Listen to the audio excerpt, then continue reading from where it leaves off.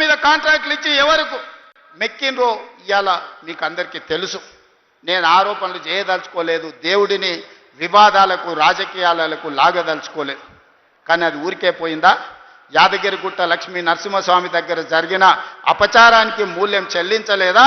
మన ప్రభుత్వం ఏర్పడ్డ నాడే బొక్కవోర్ల పడి మక్కెలు ఇరగలేదా? మీకు తెలియదా?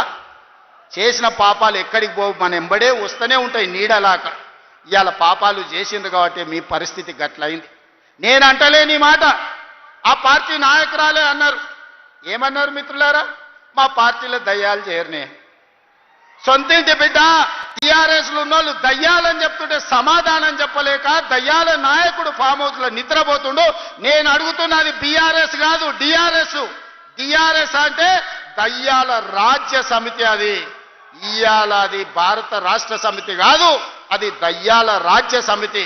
అందుకే ఇవాళ ఈ వేదిక మీద నుంచి తెలంగాణ ప్రజలకు నేను మాట ఇస్తున్నా, అవి దయ్యాలు కాదు, కొరివి దయ్యాలను వాళ్ళని పొలిమేర్లు దాటే వరకు తరిమి కొట్టే బాధ్యత 4 కోట్ల తెలంగాణ ప్రజల తరఫున మీ సోదరుడిగా నేను ఆ బాధ్యత తీసుకుంటా. ఖచ్చితంగా ఈ కొరివి దయ్యాలను పొలిమేర్లు దాటే వరకు తరిమి కొట్టాలి. దాంట్లో మీ సహకారం ఉండాలి. నల్గొండ బిడ్డలు ముందు బాగానే నిలబడాలి అని చెప్పి నేను మా మిత్రులకు విజ్ఞప్తి చేస్తున్నా.